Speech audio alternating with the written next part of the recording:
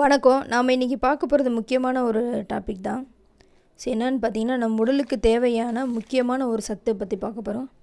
அது என்ன சத்துன்னு பார்த்தீங்கன்னா, நார் சத்து, அதாவது ஃபைபர் டயட் அப்படின்னு சொல்லுவாங்க. இந்த நார் சத்துக்கான இம்பார்ட்டன்ஸ் ஏன் அப்படின்னு பார்த்தீங்கன்னா, உடலில் கொலஸ்ட்ரால், சுகரு, அது மட்டும் இல்லாமல் 1970 ஒரு ஆராய்ச்சியே பண்ணாங்க. அதாவது ஹார்ட் அட்டாக் வர்றதுக்கான முக்கியமான காரணம் என்ன அப்படின்றது பார்த்ததில், அதிகமாக ஃபைபர் டயட் எடுத்துக்கிறவங்களுக்கு ஹார்ட் அட்டாக் வர்றதில்ல அப்படிங்கிற ஆராய்ச்சியில் கண்டுபிடிச்சாங்க. அது மட்டும் இல்லாமல் எல்லா நோய்களுக்கும் முக்கியமான காரணமான கான்ஸ்டிபேஷன், அதாவது மலச்சிக்கல், அதாவது கழிவு நீக்கம் உடலில் சரியாக இல்லாமல் இருக்கிறது. அதுக்கும் முக்கியமான ஒரு விஷயம் என்ன அப்படின்னு அந்த ஃபைபர் டயட்டு தான். அப்போ நார் சத்துனா என்ன அப்படிங்கிறத பற்றி நீங்கள் தெரிஞ்சுக்கணும். நார் சத்துனா என்ன அப்படின்னு பார்த்தீங்கன்னா, நம்ம உடலில் எப்படி நமக்கு தேவையான கார்போஹைட்ரேட்டு, ப்ரோட்டீனு, விட்டமின்ஸ், மினரல்ஸ் எப்படி ஒரு சத்து சொல்கிறோமோ அது மாதிரி இது ஒரு சத்து தான். ஆனால் பார்த்திங்கன்னா, இந்த நார் சத்து உணவுகளில் தனியாக எதுவும் கிடையாது. அதாவது நம்ம சாப்பிட்ற உணவுகளில் நார் சத்து இருக்கும் பார்த்திங்களா, அந்த நார் சத்தில் 2 டைப் உண்டு. ஒன்று சாலுபிள், இன்னொன்று இன்சாலுபிள்னு 2 இருக்குது.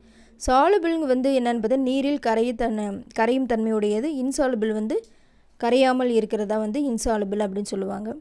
இந்த சாலுபிள் ஃபைபர் என்ன ஆகும் அப்படின்னு பார்த்திங்கன்னா, நம்ம உண்ற உணவில் இருக்கிற ஃபைபர்ஸ் என்ன ஆகும் அப்படின்னா, உடலுக்குள்ளே போனவுடனே ஸ்டொமக்கில் இருக்கிற ஆசிடோடு கலந்து ஒரு ஜெல் மெட்டீரியல் மாதிரி ஃபார்ம் ஆகி அது கொலஸ்ட்ராலும் டயபெட்டிஸ் வராமல் ப்ரிவெண்ட் பண்ண வைக்கிது.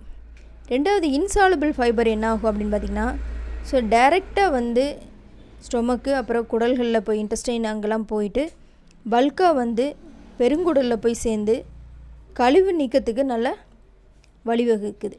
அதாவது இப்போ இந்த ஃபைபர் டயட்டு எந்தளவுக்கு நல்லா எடுக்கிறோமோ அந்தளவுக்கு பார்த்திங்கன்னா நல்லா உடலில் கழிவு நீக்கம் ஆகும். கழிவு நீக்கம் ஆக ஆக பார்த்திங்கன்னா கட் ஹெல்த் நல்லாயிருக்கும். அதனால் கட் ஹெல்த் அப்படின்னு பார்த்தீங்கன்னா, குடலில் நமக்கு நன்மை செய்கிற பாக்டீரியாஸ்லாம் நிறையா இருக்குது. அந்த நன்மை செய்கிற பாக்டீரியாஸை நல்லா வச்சுக்கிறதுக்கு ஒரு முக்கியமான காரணம் இந்த ஃபைபர் டயட்டு தான். எந்தளவுக்கு கட் ஹெல்த் நல்லா இருக்குதோ அந்தளவுக்கு பார்த்திங்கன்னா நமக்கு உடலில் நோய் நொடிகள் எதுவும் வராது அப்படின்னு சொல்லுவாங்க.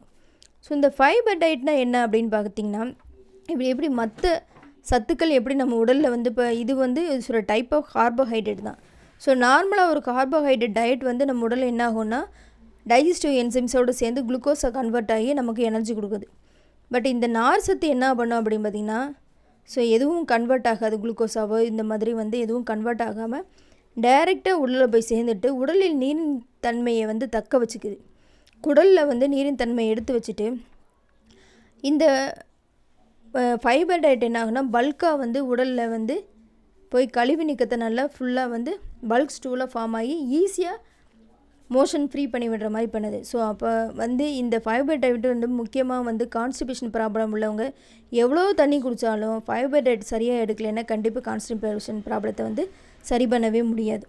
அப்போ அந்த ஃபைபர் டயட்னா என்ன? அப்போ உணவுகளில் இந்த ஃபைபர் டயட் எதுலாம் இருக்குதுன்னு பார்த்திங்கன்னா, எல்லா வகையான பருப்புகளில் இருக்குது. முக்கியமாக காய்கறிகள், கீரைகளில் தான் ஜாஸ்தியாக இருக்குது. அப்போ அந்த காய்கறிகள், கீரைகளில் நார்மலாக எடுத்துக்க வேண்டிய ஃபைபர் டயட் ஒரு நாளைக்கு பார்த்திங்கன்னா 25 30 கிராம் வரைக்கும் தேவைப்படுது.